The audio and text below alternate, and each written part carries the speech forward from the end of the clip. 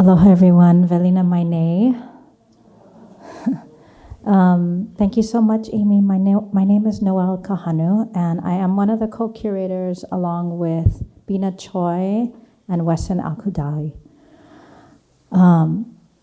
This is the fourth iteration. And from the outset in 2017, the Honolulu Museum of Art has been a partner. But that partnership has expanded with every iteration. And I feel like it really blossomed with this current show in the sense that we are moving away from treating Homa or any other site as a venue, and one that is more invested in meeting throughout the process, thinking about the potential artists that might be in the spaces, how they might be shown, in what areas. And so I think this speaks to a new level of engagement and what in Hawaiians, what we would call pilina. Yeah, the development of a deep and abiding relationship and an interest in one another. I also, to be able to say a little bit about Aloha No, it was not an easy decision. I think there is a fear of Aloha's over-commodification and misuse and abuse. And some of the reaction was, oh no, really? Like you're gonna go there? And I think for that, in that sense, we were very hesitant. But we pushed past that hesitancy in order to really reclaim what constitutes Aloha No. Wassan, if I can channel her for a second, likes to describe the no in Aloha No as a kind of a slippage. So in Hawaiian, no means intensity, right? So it means a lot of love. But if you think about it in terms of what might be considered a Western context, there's a possible negation embedded in that Aloha No. So to think about art, to think about kind of any place where we find ourselves and how much context means to understand the words, to understand the visual art that we see in front of us. All of these carry immense meaning. And so, I don't know, I hope that you sense the Aloha No in the work and in the artists, not only as the subject matter, but as the process. So curatorially, and there was a non-hierarchical, 3 women of color. It was an incredible experience. We did everything by consensus. I will say that things took a bit longer, but I think that is also the nature of consensus building and collaboration. Sorry, I didn't bring my glasses.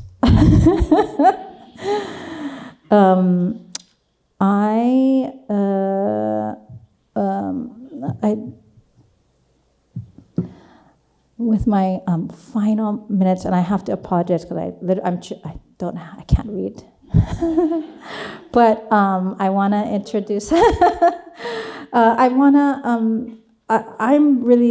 I think we're really blessed for this collaboration, this partnership between the Hawaii Contemporary and Honolulu Museum of Art, and in particular, Tyler Cann. There's something about presence that is so important. When he joined Homa, he became a part of our local art scene, our Native Hawaiian art scene. He was present at every program for Aipohaku, at events that are held at Namea and Arts and Letters, all the way down to Ho'ikeakea at Leeward Community College. He is present more so than probably anybody else that I have ever engaged or witnessed coming from Homa. And that deeply reflects the true nature, I think, of Aloha No, and how this exhibition can manifest through the work, through the artists, and through the relationships that we develop with community. So I'm eternally grateful, and a big, huge mahalo to Tyler. And he is going to do the introductions for our wonderful artists and speakers today. So mahalo. Thank you so much, Noel. Aloha mai kako. And welcome. I think the introduction parts are going to be quite thin. You will have seen our sort of titles on the screen.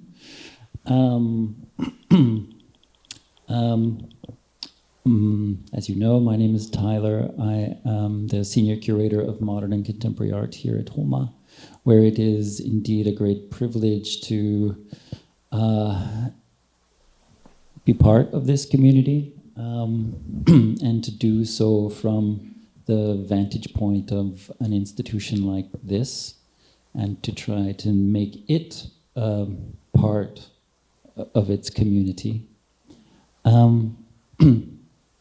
And to be sitting here with both Hayv Kahraman, an artist who is, I won't recite your entire biography, I will just say that you are based in Los Angeles area, but who is an artist that I have not worked directly with, but I have shown your work actually going back now 6 years in Columbus, Ohio, in my previous position. We haven't even talked about that. And to be also in conversation with you. All right. That was meant to happen.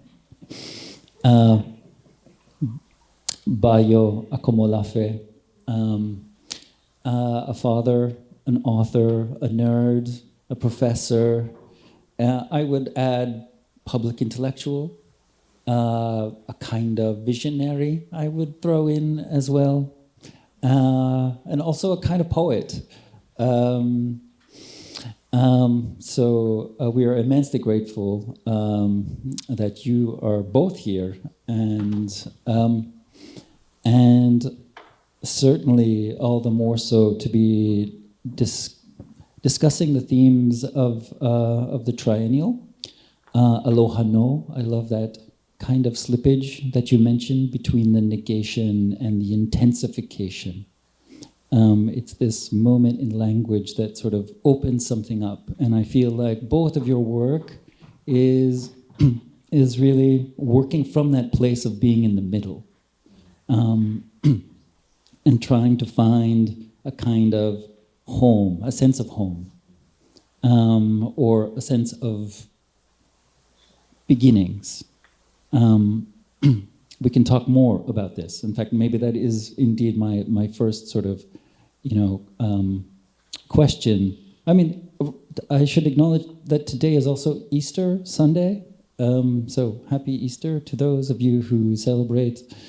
I suppose it's the last day of Passover as well. And it's also the week of Earth Day. Happy being on the earth to all of those who live here.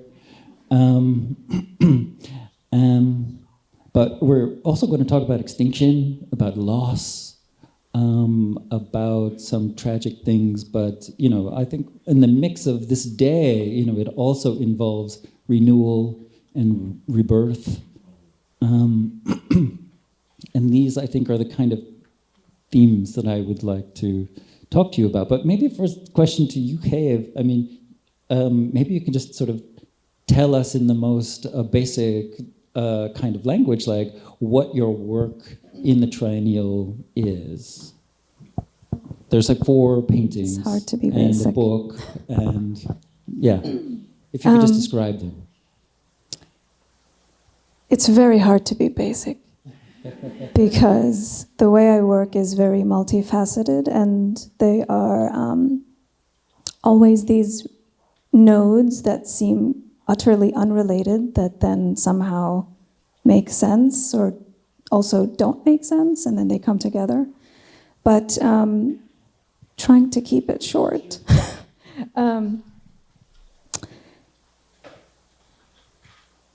So I guess there are two sort of major lines that follow through the works here. One is that of a story that I was told as a young child in East Asia. I grew up in Baghdad. I am of Kurdish heritage. So my great aunt used to tell us lots of stories in northern Iraq and Kurdistan. And one of the stories was called The Louse and the Flea. This is a very intense dystopian story. It follows the flea and the louse who are sitting on the edge of a tannoor oven. A tannoor is, I think they have it in India as well, and it's called tannoor as well. Yes, it's a concave oven where we bake bread, and it's cold outside. So the louse and the flea want to warm themselves up. The louse is sewing, so she has a thimble, and she's a she. I don't know why, but she's a she. All of a sudden, her thimble falls into the oven, and Flea says, "Don't worry, I will go down and get it for you." So Flea climbs down the tannoor, slips, and falls into the oven, explodes, and burns. Louse is devastated by this. She's very sad. She starts removing all her hair. She's a louse, right? She starts removing her hair. At that point, the crow flies to the tannoor and sees the louse and asks, why are you so sad? And the louse says, well, louse is sad because Flea fell into the oven and exploded. The crow is devastated by this news, so he's a he, flies up to sit on the canopy of a palm tree. And he starts shedding all of his feathers. The palm tree sees this and hears the news and starts shedding her palm fronds and her fruit. And so it sort of follows this multi-species grief, exactly. And it ends, at one point, and I have to mention this because I like this point, and the story is the river dries herself up, right? So it's not only the animals, no, it's everything around. And it ends with the ultimate mother who is sitting and baking bread on a saj oven. This is a particular oven that we have in Kurdistan, and it is a convex oven, right? She hears the story. She stands up, takes her panties off, and sits on the oven, burning her womb. And this is the end of the story. And this is a story I was told as a child. So it's intense, it's dystopian. But there's something there, right? There's something in that it follows, something so insignificant as a flea, a pest that we want to get rid of, right? Every single other species around this flea is affected by its death, right? So it's a sort of a cascading extinction, if you will, ending with the ultimate burning of the womb. Now, how does this relate to the work? When I was thinking about this story, I also came across this amazing manifesto called the Snail Manifesto that was written by somebody who is sitting here, Mike Hatfield. Thank you, Mike. an amazing scientist, with Donna Haraway. And this is a short essay that's quite incredible. I recommend everybody to read this. That follows the tale of the land snails here in Hawaii, the kahuli, that are on the brink of extinction, right? 2/3 of these snails have disappeared. And so these are the two main themes that connect the work. And then there are sort of sub-themes that I pull out, right? That of what does it mean when a species goes extinct? Does it mean that it just disappears and we're done? How are we entangled? How are we affected by these snails? By this flea that has burned, right? And I think I just want to say one thing. If there's anything that this work has taught me, or anything that these snails have taught me, it is that the loss of any is the loss of all, right? That we don't live in a world where we're separated from each other, that we are entangled and we're relational with even the smallest pests, right? And that's beautiful, because I fled the war. I fled the Iraq war, and became an undocumented asylum seeker in Sweden, in Europe, in Northern Europe, at the age of 10. And one of the things that this coloniality, modernity has pushed on me is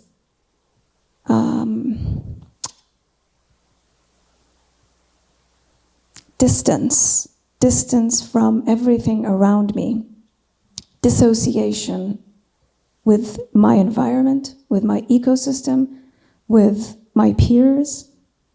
I learned that I needed to fend for myself.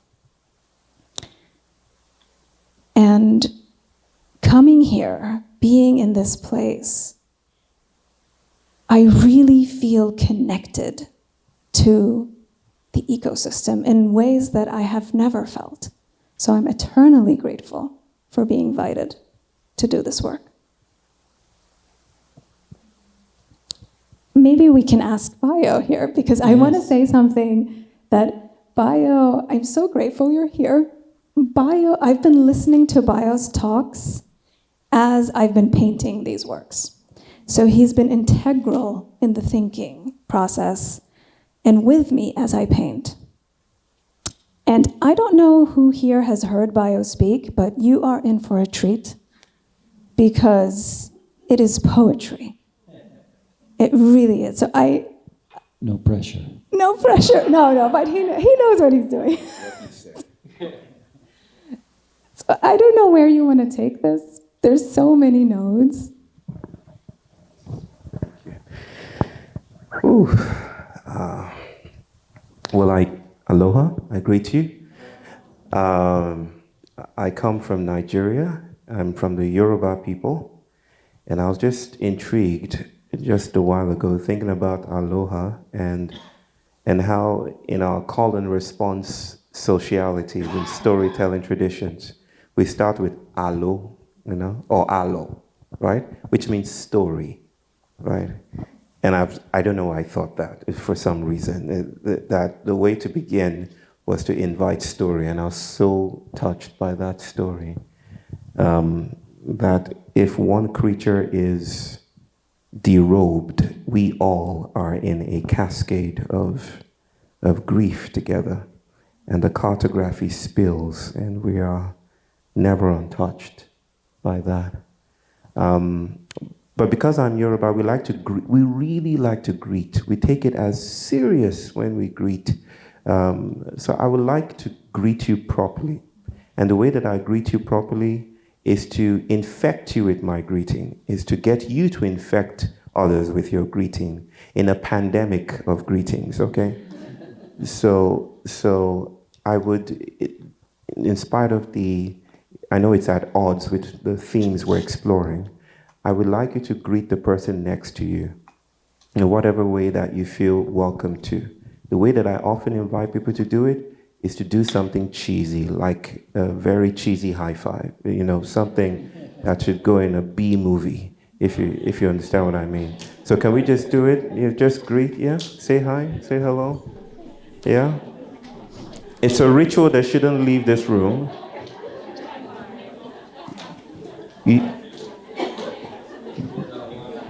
The contract is you cannot tell anyone about this. Just don't.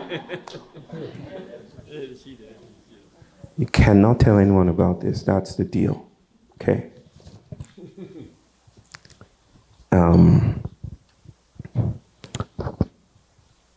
Hearing that story moved something. My most potent memories of grief. Something is out to get me.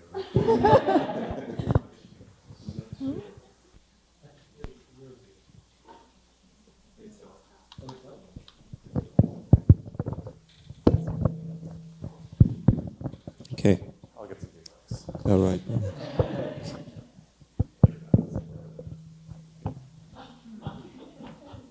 We tested these earlier. Yeah, we had 1 hour testing this. Just going. Yes, we were speaking about that story, the notion of grief, and I grew up in Nigeria. My father was a diplomat. When I was 15, he passed away. He was my best friend, and that launched me on my path to becoming a public intellectual that I am today.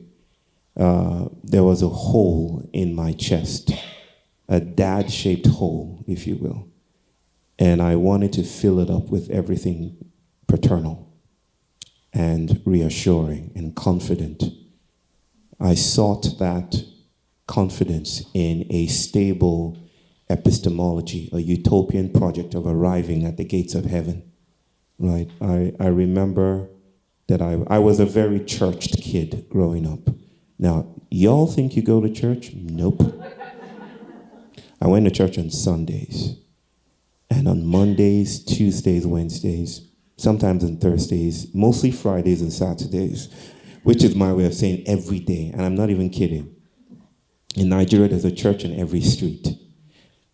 When the pastor made the altar call, which is you're being invited to accept the Christ as your Lord and Savior, I went out maybe 3 times every Sunday.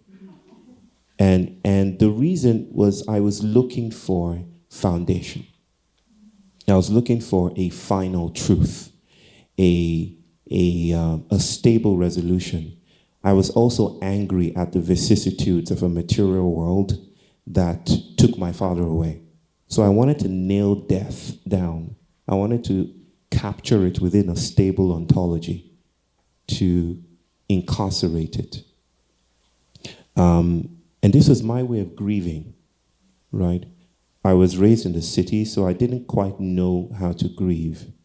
But I remember going to the village, and this was during my father's burial. There was this grand thing because he was quite notable. And when we took him to the village, I saw women, especially women, running down the street and tearing their clothes off. And I remember turning to my sister and saying, they didn't even know Dad, right? They didn't know him. So why this elaborate display of performed affection? It didn't feel true, right? I didn't understand what was happening. I didn't understand the cascade, right? It took years for me to reconcile those moments with a kind of gained insight and wisdom into my traditions. I think you've heard it from Hayv here, that you might have glimpsed or heard between the lines. To be educated, where I come from, is to be educated out of context, right? The better you are at the educational thing, the more removed you are from your people, right? So I'm very educated, which is my way of saying I am cut off from the wisdoms, the traditions, the ceremonies, the rituals, the understandings, the intergenerational gifts of my people. And so when I started to relearn the stories of my people, I came to understand that grief is not a private event, right? There is a very modernizing notion that presupposes that grief is some internal mental state that comes with loss, right? But I'm a psychologist. I'm recovering from all my psychology, right? But I often say with a dear sister of mine, another professor, that psychology is the policeman of capitalism. So I'm recovering from that. But I digress, as I will do many times. The grief is not private. It doesn't belong to the self. The self cannot hold the weight, the burden, and the murmuration of grieving, right? It's more the case that we participate. It's not that we have grief, it's that grief has us, right? It's that what we rudely call grief is some kind of atmospheric, territorial enlistment of bodies into performing something we don't know how to name, right? And maybe it's just the case that with fleas and lice and trees and mothers and crows, that we are always participating in a more than human, multi-species arrangement. That your grief may not be your own, that we are feeling the sweltering heat of things that are not ours, especially in these times in the United States. I don't live in this country, but every time I come into this country, I feel it. Okay, it is deployed as a safety mechanism for myself here, just in case there are people among us that are trying to take me elsewhere. Yes, but I feel it. I feel the burden and the weight in the air. You do know, I don't know if you know this, but for immigrants, the most powerful point of empire is not in the center, it's at the edges. It's at the borders that your body becomes translatable, that you are violently included into the legibility of a system. That's where the edges, the edges are the most powerful places, not the center. The center feeds on the edge, right? So every time I come into this country, it's like breaching through a membrane. I could sense the grief in the air. I could sense the despair. It's not just the stories that I'm told. It's not just the news or that other news. It's just the idea that there's something happening here. Can I ask a question about? Oh yes, grief? Of course, brother. Or maybe there's a story in there too.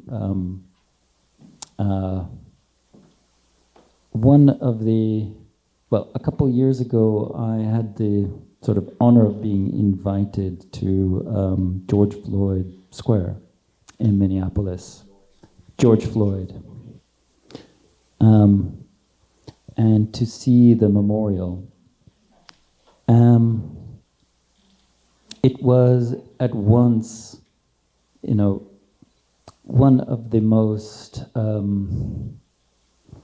grievous experiences, but I have to say, the word that kept coming back to me, and maybe there was a little sign somewhere that somebody had left that said, "Grief is the other side of love." And the word that kept coming back to me of what I was feeling in that place, it sounds maybe strange, but it was aloha. And I had the opportunity to meet Angela Harrison, his aunt, and I told her that. And she definitely wants to come to Hawaii. But she understood intuitively exactly what I meant. And she just stands there giving hugs to people all day, practically. And, you know, maybe this, I want to take it back to your work as well, Hayv. You know, the reason for this kind of cascading set of kind of catastrophes is really care. It's really, if nobody cared, you know, there would be no ultimate burning of the womb. It is both a kind of grief and a sense of being entangled, as you say. And that, you know, the key to that is aloha. It's care, pilina, as Noelle mentioned. And maybe you can talk a little bit about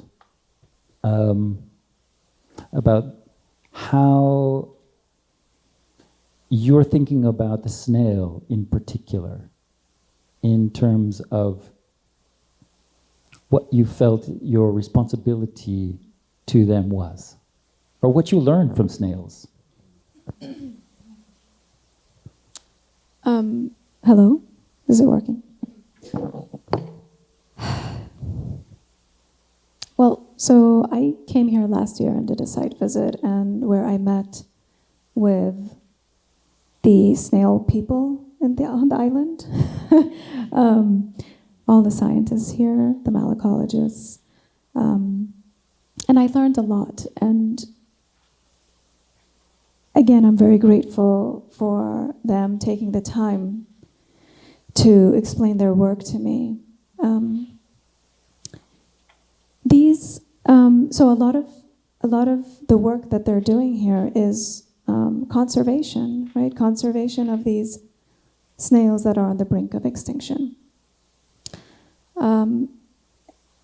And like you said, I think the core really is care, right? And connection and urgency, feeling the need to do something, right?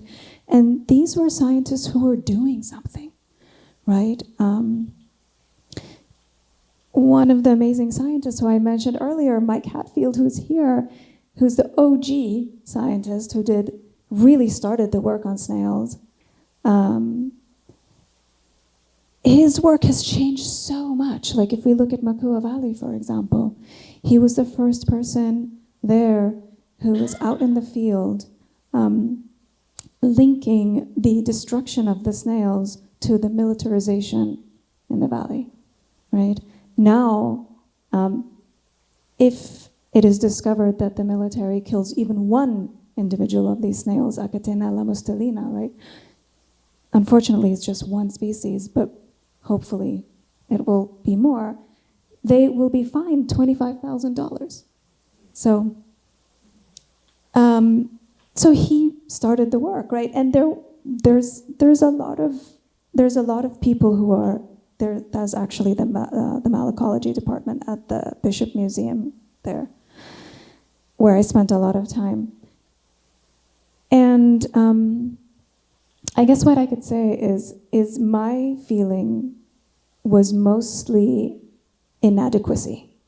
How can I, as an artist, do something or contribute to this vital work that these people are doing?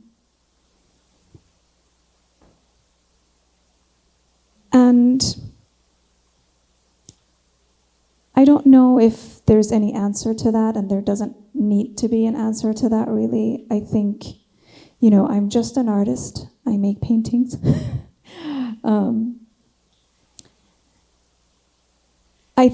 Maybe what I could say is that the hope is that these works touch you in ways that might elicit some kind of responsibility.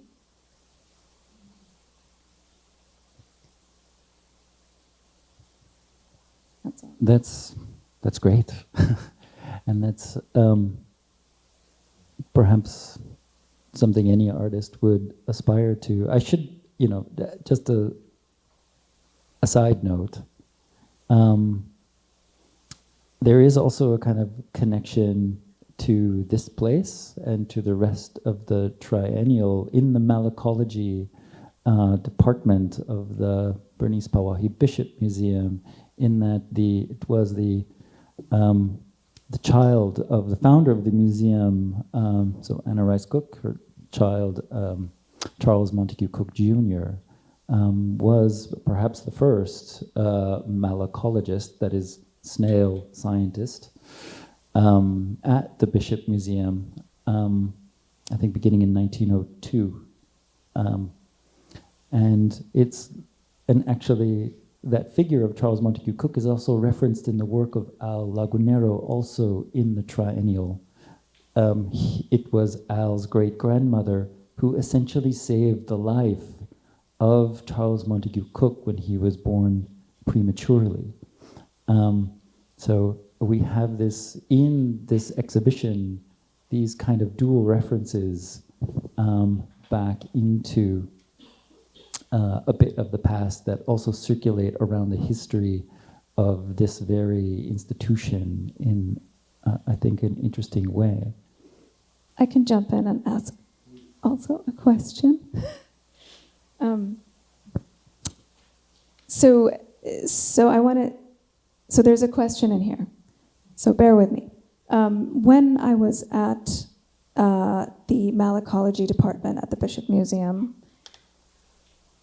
this is a museum that houses over 6 million shells, one of the biggest collections in the world, right?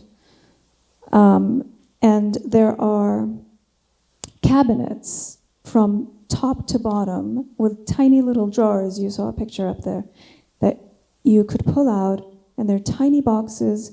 Each box holds a lot of snail shells.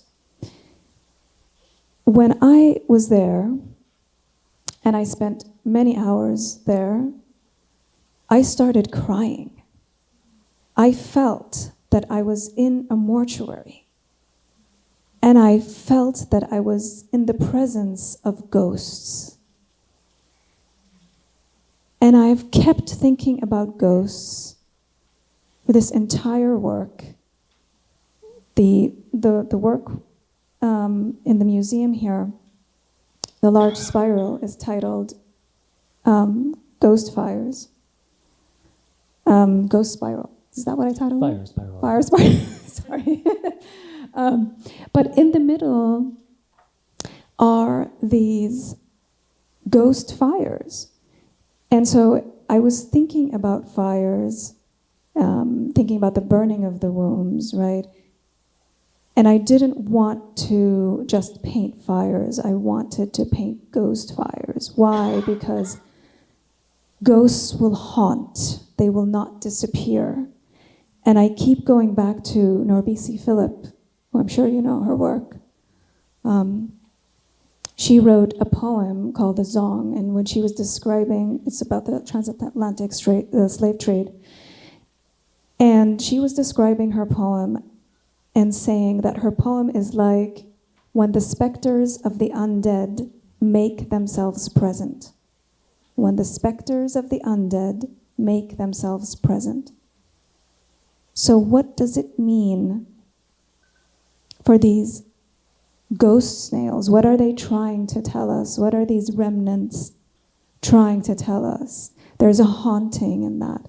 And I wanted to ask you about your thoughts on ghosts and specters. All right. Well, for one, I know there are not a lot of black movies with ghosts in them. Because once we see ghosts, we split. it's different for the usual movies. They split up, right? Let's split up. We don't split up. We just leave the room. And that's why those movies don't exist. And whatever you think about the ghostly or the ghastly, whatever your preferences are, or your cultural affiliations, I'm attracted to what Zora Neale Thurston said about ghosts. She said, ghosts hate new things. Ghosts hate new things. And I really like that. I like the idea of a couple moving into a building and saying, you know what we're going to do? Let's put up a wall here. Let's redecorate. And as is the usual trope, since we're in the theater, once you put up the wall, then a sound starts to scratch, something starts to scratch, suggesting that there is something here that you need to pay attention to. You don't just go into a place and putting up walls, right? So that, for me, ghosts speak to, and this is not in dismissal of other forms or ideations about the ghost, but ghosts speak to traumatized presence, right? An architectural frame that resists and is impervious to migritude, to change. Modernity is a ghost, right? It's, and what haunts is how our bodies are not just stabilized within these architectural spaces, but the possibilities and the invitations of what maybe Deleuze would have called a minor gesture. That is, something inviting us to spill away from the usual tropes that we're used to. So let's start with that. A ghost is more than just a disembodied specter or something within, right? A ghost is between. It's the toxic meanwhile. It's not the afterlife, it's the elongated meanwhile. It's the architectural frame that is impervious to movement, to change, to possibility, to new futures and temporalities. Yeah. Right, because it sort of defeats linear time, right? It's always there and it's pernicious. But then, can it be generative? That's where I'm sort of going, right? Yes. I think ghosts are generative. I was in a hotel recently in New York. Not the New York that looks like New York. I can't remember where I was, but I can't remember the name of the hotel too, but this is where The Shining. Anyone here? The Shining? You've watched The Shining? She likes horror movies. She's Really? 10, my daughter. Is it the old Jack Nicholson one, The Shining? The twins, Okay, all right. Well, this is the place where The Shining was filmed. So I didn't go out at night, is what I'm trying to say. But I spoke with the owners of the hotel, and I remember asking them if the place was haunted, right? They kind of danced around the question, but they pointed to the place where grandmother lived or lives. It was one tower there. And when she did it, the wind did something, like what was happening with the mic just a while ago, right? The wind did something. So anyway, I left the hotel very quickly. But I like the idea of ghosts being generative. Like even modernity is generative in the sense that it produces stability. It produces a kind of experience, but it also inadvertently produces the minor gesture, right? In the repetition, in the very act of trying to stabilize bodies, to categorize them. This is what modernity is good at. It categorizes, it surveils, it archives, it puts in a stable library of sorts. This is what it wants to do to all kinds of bodies, to name you in a final way, right? So it's generative in that static sense. But in the very effort to do that, a weird fidelity crops up, right? A fungus of some kind. It disturbs the the whole logistics and algorithm of that. So maybe that's one way, a fugitive way that ghosts are generative, producing queer kind of life, a queer kind of life that isn't anticipated. Would you say that ghosts can be cracks in the way that you've described? Absolutely, absolutely. You've been listening to me. Like for a year, like all of his lectures. Yes, cracks. You want me to speak? I can say one thing that I wrote. So I read a lot of critical theory. I don't understand 90% of it, but I pick words and they connect. And Derrida actually said that ghosts, if you get rid of ghosts, you get rid of the appeal to justice.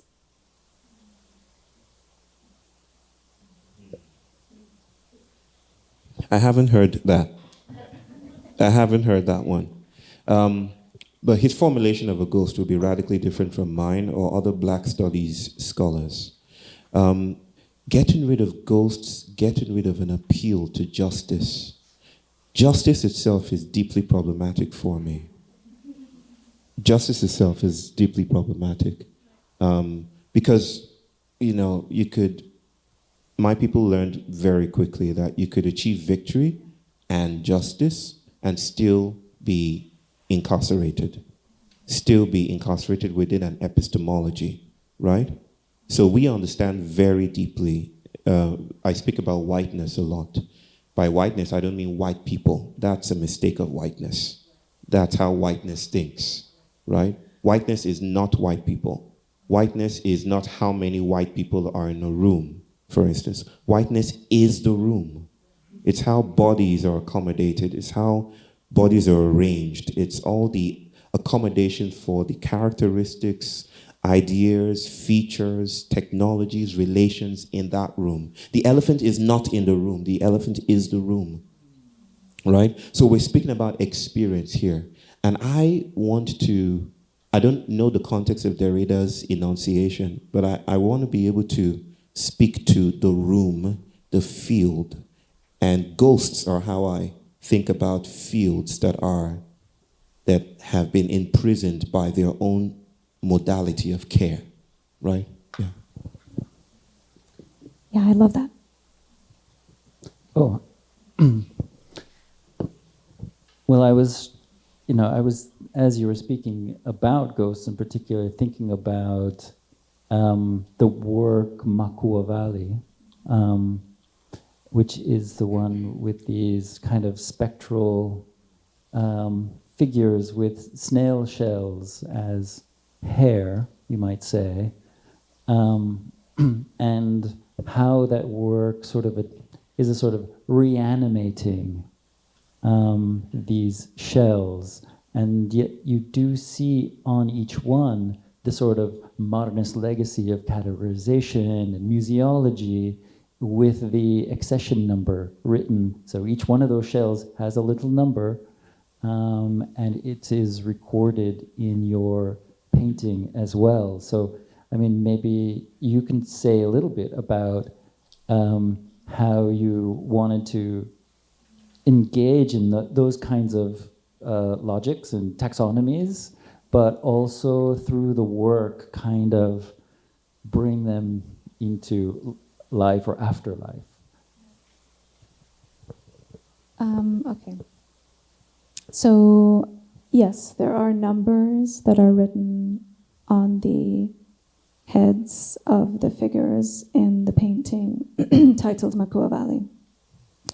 These numbers are actually coordinates that I got from Mike, again, where he went out in the field in Makua Valley, deep, deep, deep in the forests, back in the 80s, right? Yes. And this is where he first found remnants of artillery shells embedded into the bodies of the snails. And of course, this brings shivers to my body, right? I mean, I'm a product of militarization, of colonization, right? I fled the war, the first Gulf War. And there's something so visceral in that they are embedded in the shells of artillery shells, in the bodies and shells of snail shells, right? So that's what these numbers correspond to. In the Bishop Museum, every single shell is numbered, as you saw in the images. And each number corresponds to some kind of system in which they can identify where it was found. I mean, I can talk about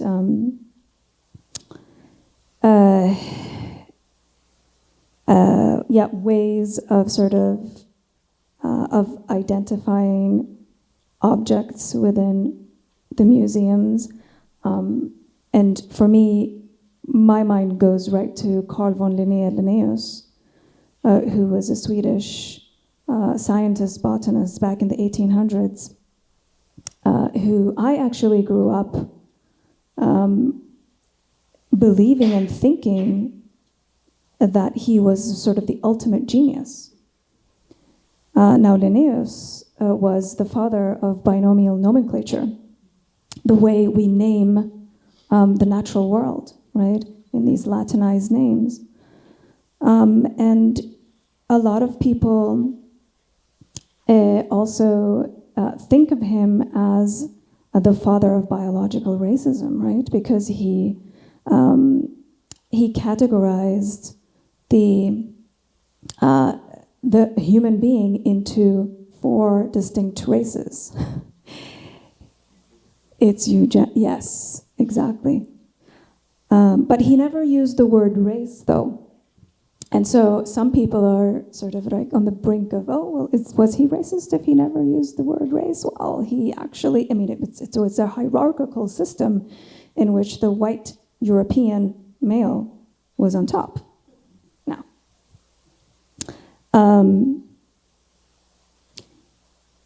and like you said, eugenics also, and this was a person who was also very inclined to extract plants from elsewhere in the world and bring them back into Sweden and acclimate them to the Swedish climate. I respond to this because I was a refugee in Sweden. I felt burdened. I felt the necessity that I needed to assimilate, that I needed to become as Swedish as I possibly could in order to survive, in order to stay in this country, in order to not be expelled. So I perfected the Swedish accent.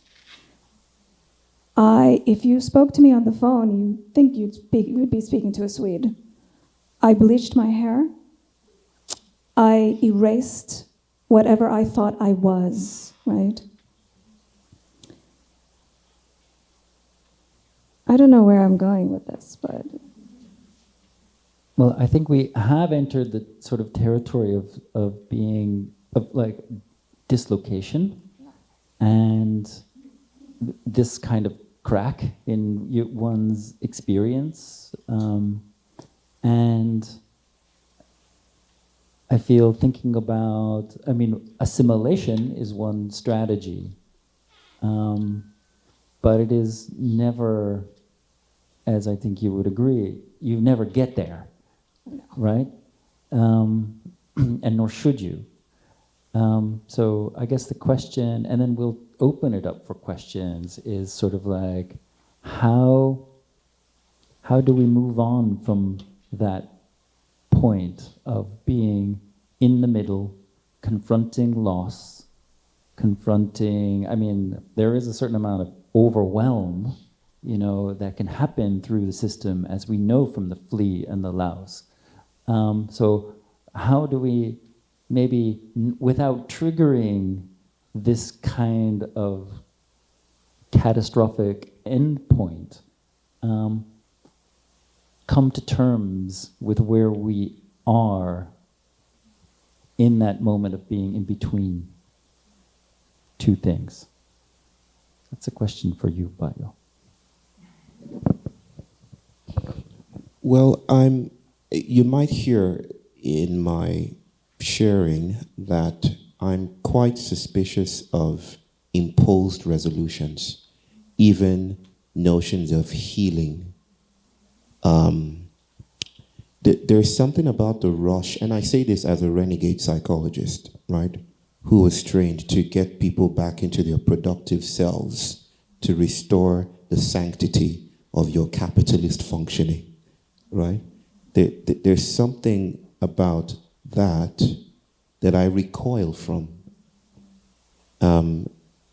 now, which is the reason why I often present myself as a recovering psychologist. But there's something about following the fugitive pathways of loss and grief and experimenting with staying with the trouble. I'm just going to echo Donna Haraway. Staying with the trouble of that long enough to be changed by that. A lot of what passes under the banner or headline of healing these days is a multi-trillion-dollar wellness industry, right? That keeps you running, that keeps you on those to-do lists, that it keeps you surveillable and legible. And legibility is such a haunting thing to me. It's even in the ways we practice our activisms and our arts and resistance, right? Climate justice, racial justice. I don't want to install solar panels on a slave ship, right? Just to feel righteous. I want out of the establishment. I don't want a seat at the table, right? And I don't want an equal piece of a carcinogenic pie, right? I want out of those arrangements. So I think this is a matter of being in ritual. And ritual is not some exoticized things that romanticized indigenous people do, right? Ritual is every day. We are held in ritual. And we are not the ritualists. The world is an ongoing proliferation of ritual. We are just good at running away from. The modern is the accommodation for the pretensions to individuality. We're just pretty good at running away from those vocations. I think loss is the most prolific creation of our teenage cosmos.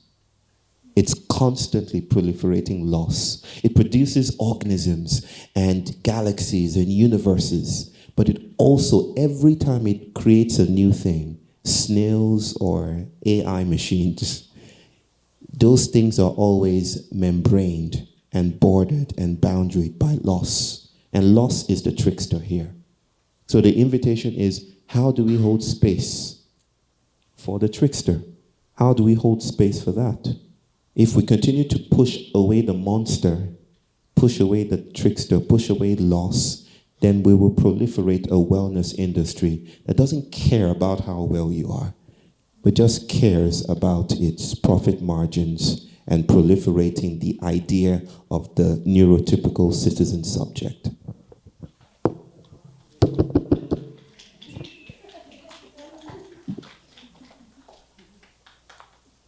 We told you so. But as I promised, I will open it up for any questions that you might have. And if you need a moment to collect your thoughts. Oh, there is one. Yes. You in the mask. Sorry, that's my wife. This idea of legibility as being the point of moving away from the, let's say, the structures that bind us. I work on the nails, I mostly work on the nails, not in humans, but in plants, in terms of, and what he did was to make things workable. It's like I would categorize the world and I would colonize the world by giving everything and everything. And I will bring plans, but I will also just make plans. You don't even have Can I give you the mic? Just so you get recorded. Oh, no, but I'm done. But my question is, could you spend a little bit more in terms of legibility? Just say a little more about it, because I find it to be just really interesting. I come from a place of civil war, and I'm not scared of loss, but I'm not sure that existing within it leads us anywhere. But I'm also sure that being legible doesn't lead us anywhere. So just if you give us a little bit more on that. Of course. Thank you, sister. There is, did you see me designated as a nerd on this? I mentioned it to him. Yeah, so very happy. Nerds in the house, anyone? No? Okay. Okay. Greek mythology, I love it. There's this story of Procrustes. You do. I don't need to go into it. So nerds here know that Procrustes is a highway robber of some kind, a marauder. He would trap travelers and take them to his room. Well, not under the guise of hospitality. The Airbnb of those days, right? Here's a bed for you to rest on your journey. And so takes them to the bed. And then what does he do? In the middle of the night, he comes and if he measures. It always begins with measurement, right? He measures and he sees that you exceed the dimensions of the bed, he would chop you down to size, right? And if you are not as tall or as wide as the bed, he would stretch you to meet its parameters, right? This is the violence of inclusion, right? Legibility works as a measure. Legibility works as care. Let me put it that way. Care. The etymology of care is not benign or positive. It actually means grief. Right? Care, etymologically speaking, is not the thing we think it is. Care, in my opinion, is a modality of holding bodies. Right? It's how socio-material parameters hold the body and grant it its burden, its weight, its gravity. Right? The slave plantation was a form of care. I don't mean that positively, of course. I just mean to suggest that it was holding bodies. Every parameter, every attempt to hold a body executes some kind of politics. In this instance, it was the oppression, the murder of black bodies, right? But every modality of care is dynamic, right? I have an autistic son. And I know that sometimes I want to protect him from a world that may not, I'm autistic myself, but not, my son is on a clinical scale of things more autistic than I myself, right? I know that sometimes in my embracing him, I sometimes risk asphyxiating him, right? That slowly my embrace becomes choking for him, right? Because I want him to be seen and cared for and loved like any other person is. So you could say that legibility is a care modality that has run out of steam and generativity. It's a form of asphyxiation.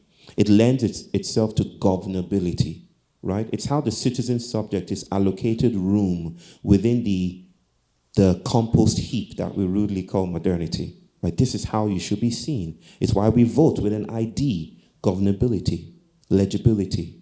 It's a measure. It's neurotypicality. It's how we measure success. It's what's that movie with Robert De Niro? I don't know. I just feel very movie trope-ish because we're in the theater. Where he says, "You talking to me? You talking to me?" What's that movie again? Taxi. A's for all of you who got the answer right.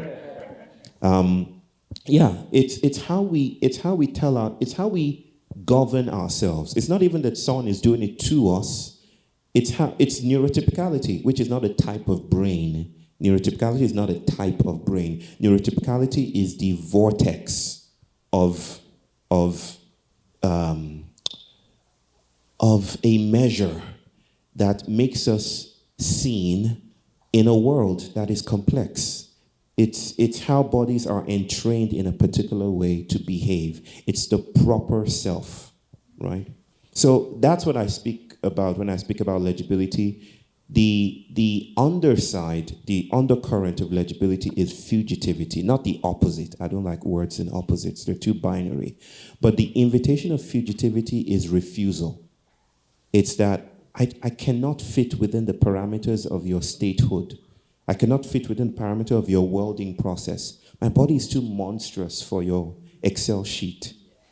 So how do I explore those excesses? That's the kind of politics I'm interested in.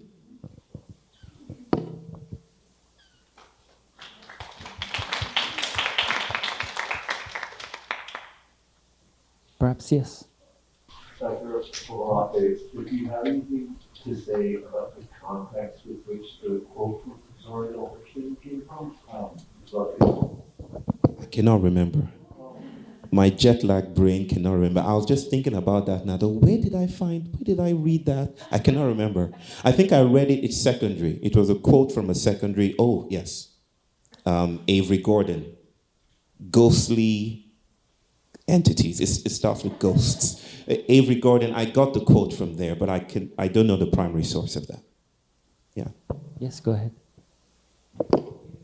We just espoused that we should liberate ourselves from the spreadsheet.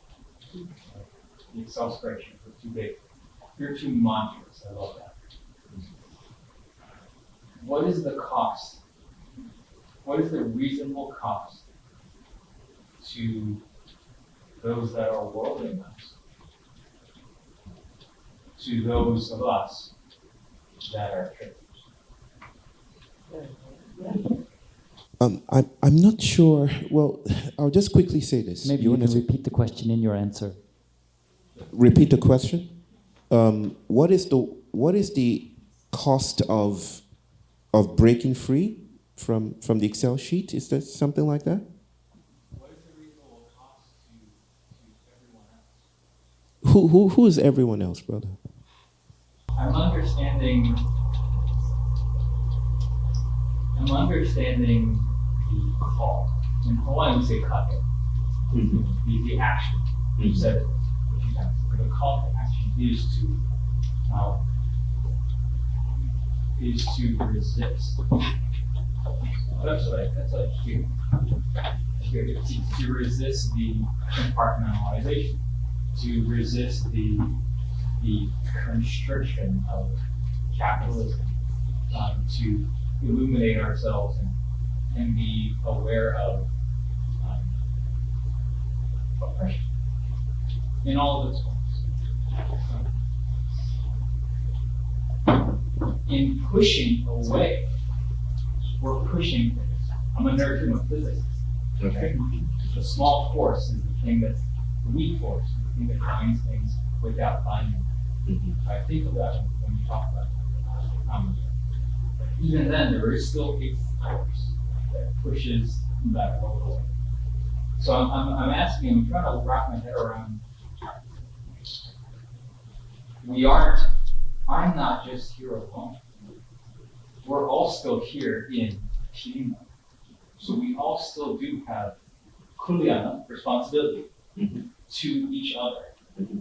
So I'm trying to marry the concept of pursuing ourselves while pursuing us. Right. And us. Right. I hear you, brother. And you're my brother. And it's good to meet you. But I'm not saying any of those things. Any of them. Why? I never start with the individual that resists. Right? I'm speaking about if we think about ontology, right, as everything as is, I'm speaking about para-ontology, or the thing that exists or churns beneath the floorboards of modernity, which gives us our status as individuals. I'm not saying that we decide to resist capitalism. I'm saying our bodies have never been fittable within the constructs and the containers that modernity has proliferated. I'm saying we are already doing it. Even though you don't have to decide to do it. I'm saying that this idea that we are already refusing, we are already monstrous, that modernity is the habit of cutting the edges, Procrustes fashion, of cutting the floss and the excesses. I'm saying noticing the excess and playing with it isn't a matter of going out, and saying, oh, I will resist on Tuesdays at 6 p.m. Or on Fridays at 5 p.m. It's not a thing that we start to do. It's something that is already being done. Our bodies, how we grieve, how we lose, how we think, how we dream. We are not fittable. We're not surveillable in that sense. I'm saying everything is already restless. Does that make sense? So it lends itself to a different kind of politics. You know what comes to mind? 1968, Martin Luther King, 5 days before he dies. Who's this handsome brother that was his best friend? My jet lag brain is Harry Belafonte. Right? Harry Belafonte comes to him and says, brother, I see the stuff on your face. What's wrong? What's happening? You're looking concerned, angry even. And Martin Luther King is right there. He's just finished speaking to the Poor People's Campaign. And he said, we're doing everything we wanted to do. Black people are finally making it. Hubert Humphrey, Lyndon Johnson, 1964 Civil Rights Act, we're making it. We're becoming legible. We're becoming available. So why do I feel that we are integrating into a burning house? Right? At the tail end of his life, 5 days before he died, he didn't have a chance to actually develop that thought. 5 days before he died, he realized that justice was inadequate, that even victory was too risky. Right? I'm saying that that's where we are now. It's not that we have to go out and meet. It's that the very land beneath our feet, everything, the modernity, white stability, all the affordances that have made us citizen subjects, whether good or bad, all those things are spiriting away. Right? We're being spirited away at this point. And the Anthropocene is loosening all the handleholds by which we hold ourselves, which is the reason why I'm baffled, sister, that you said I'm just an artist. Right? I was like, what? Just an artist?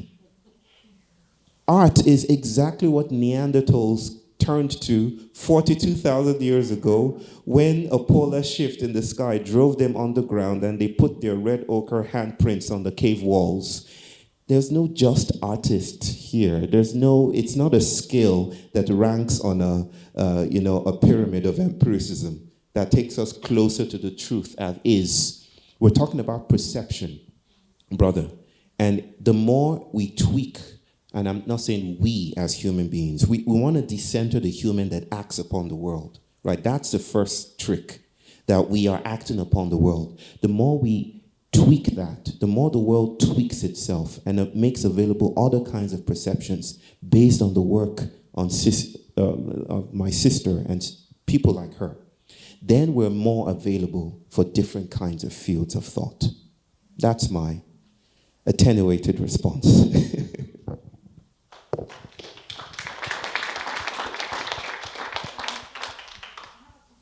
Noel? Yes.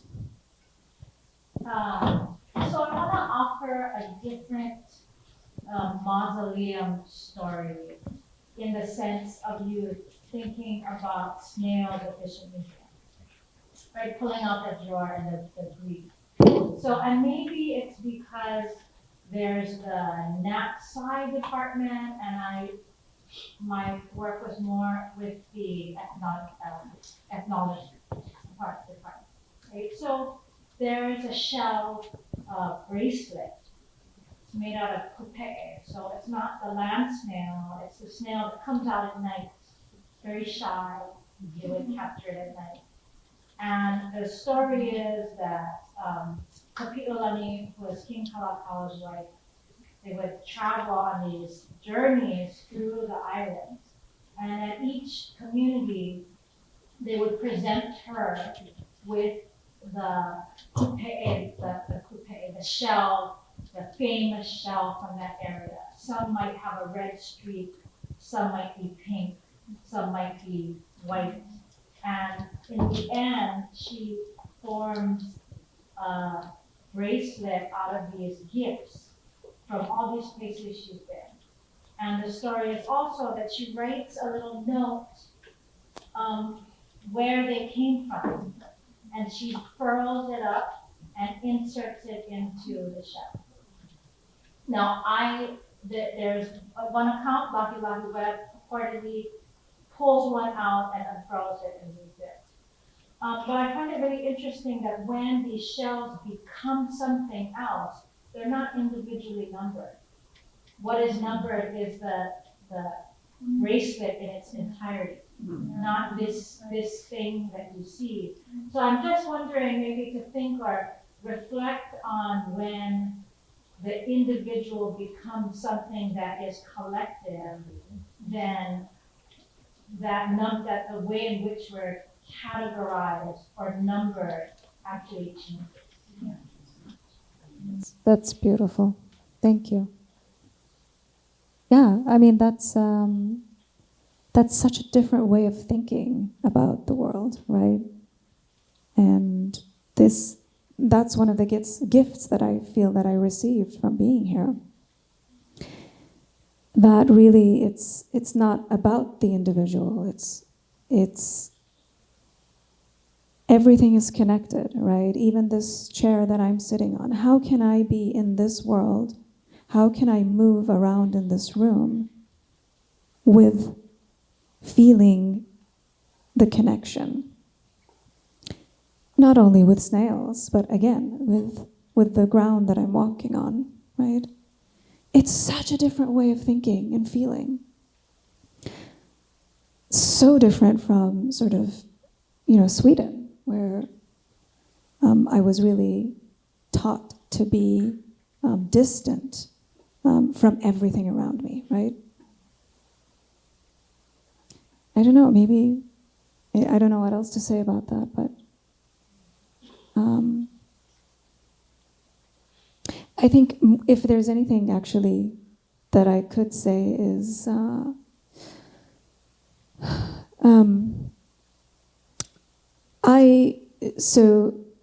and this came to me when we were talking about ghosts is wow, like I think I'm very attached to ghosts because I'm probably suffering from a lot of PTSD from the war. And I laugh, but it's a coping mechanism because it's so painful, right? So I've lived with depression for the majority of my life, right? And when you live in a state like that, you are dissociated from everything around you, right? There's no connection. You even lose memories. I have huge gaps from my childhood in Baghdad, from my memories. I don't remember much. There's little slivers that I can access, but the majority I can't remember. And that's what modernity, coloniality does to you, right? It thinks in ways of categorization, in, sorting, exactly. So and I'm so grateful that I have painting as a way to reconnect. I just lived through, so I have a house in Altadena, right, and where all of the fires happened, less than a mile away from my home. So I have been homeless for the past few months, incredibly triggered because of fleeing my home. So I was once, and it just dawned on me, I was once, I'm a war refugee and now I'm a climate refugee. And this is not uncommon. And that's what's painful, right? That's how That's how severe the world is right now. And I understand the intention to do something, but I feel like something that I've learned from your work, Báyò, is to slow down, right? Is to really stay with that pain and really feel it. Because when you're depressed, you cannot access that.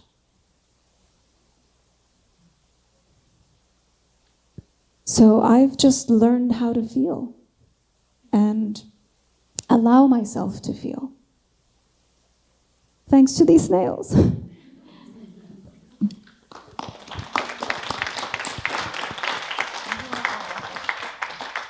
That is perfect. Of course, I hate to be the one counting out the minutes in this discussion, but I'm afraid we may have to leave it here. But I know that there's a couple more questions, and perhaps we can hang out on the side still and chat. But I would like to thank you all once again for spending a bit of time with us this afternoon, and mahalo nui to the both of you for being here.